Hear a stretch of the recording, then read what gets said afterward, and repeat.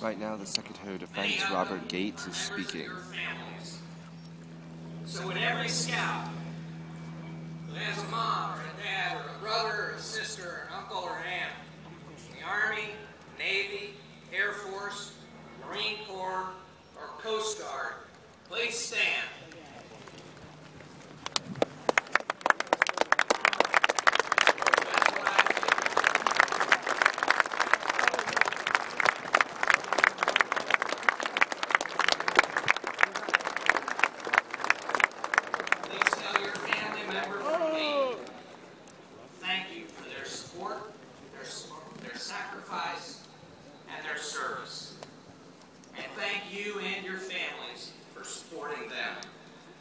Please, you can have a seat again. As the introduction made clear, scouting has been a big part of my life and my family's life. Of course, my family's life and our kids' lives have been a bit unusual in no small part because I've had armed bodyguards for a good deal of my professional career. These circumstances certainly affected my son's scouting experience.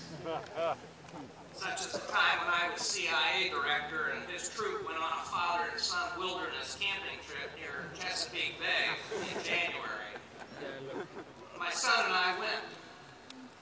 I think the edge was taken off the wilderness adventure for everyone because 100 yards from our camp were 3 large black vans, a satellite dish, and a number of armed security guards surrounding the campsite.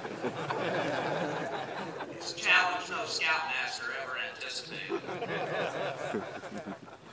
I speak to you scouts today as a leader from one generation talking with leaders of the next generation. Young leaders on whom much will depend. 52 years ago when I received my Eagle, I was like many of you here today. I was 15 years old, attending high school.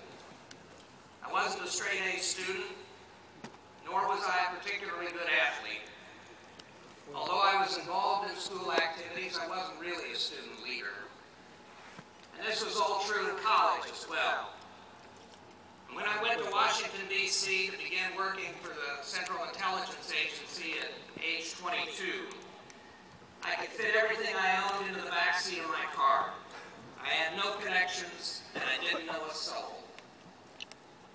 The only thing I had done in my life to that point that led me to think I could make a difference, that I could be a leader, was to earn my Eagle Scout badge. It was the only thing I had done.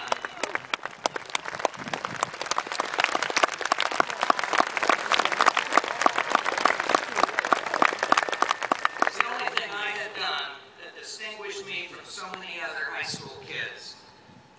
It was the first thing I had done that told me I might be different because I had worked harder, was more determined, more goal-oriented, more persistent than most others. Earning my Eagle gave me the self-confidence to believe for the first time in my life that I could achieve whatever I set my mind to. I suspect that for many of you scouts here today early in your scout ranks, up to and including the Eagle, this is likely the first thing you will have done on your own that marks you as someone special, someone with unique qualities of mind and heart. Like so many scouts before you, some of you will become captains of industry, important businessmen. Others will be builders and engineers. Some may cure diseases. Some may design revolutionary software or be an astronaut. Some may become generals or admirals. You may even head CIA or be Secretary of Defense or president of a great university. But for most of you, your scouting experience is the first major step toward the most important goal of all, becoming a good man.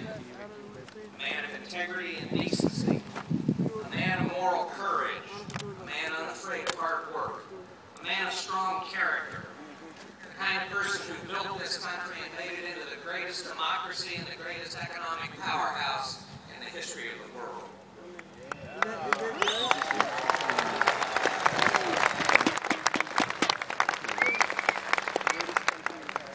Scout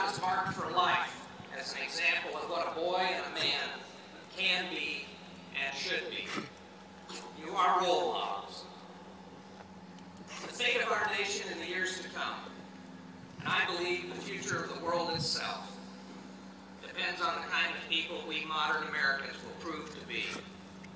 And above all, the kind of citizens our young people will be. I believe that today, as for the past 100 years, there is no finer program for preparing American boys for citizenship and leadership than the Boy Scouts of America.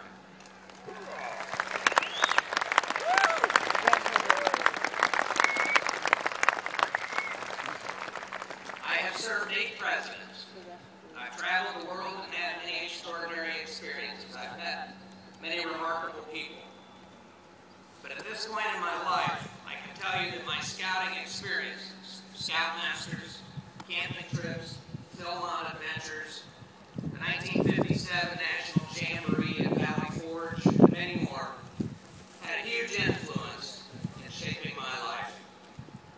Today, more than 50 years after I was a scout, I can remember the names and faces of all my Scoutmasters and many of the other adult volunteers. After years of working with presidents and world leaders, my memories of my scout leaders are just as lasting and just as important. I remember 60-year-old Oscar Lamb taking 10 of we teenagers to Philmont and hiking every blistered step with us. I remember Forrest Beckett teaching we kids in Kansas how to cook in winter on a fire of dried cow chips, imparting a distinctive flavor to already inedible food. They and a handful of other volunteers, along with my father, my role models as a boy, taught me about the Scout Oath and Law, about teamwork, about real courage, and about leadership. Much has changed in the 50 years since I was a scout, and not all of it for the better, especially for kids. One thing, however, that has remained the same over the years is the positive influence of scouting on boys and young men, and the ability of so many of you to surprise and inspire us with your determination, your character, your skills, and your moral and physical courage. Good homes and good parents produce strong boys, but scouting tempers the steel. For a successful scouting program is built on action, on hard work, along with fun, and above all, on challenge. And I suggest to you that there are too few institutions in America today that have uncompromising high standards and that are built upon demanding challenges. We live in an America today where the young are increasingly physically unfit, and society languishes in ignoble moral ease. An America where in public and private life we see daily what the famous news columnist Walter Lippmann once called the disaster of the character of men.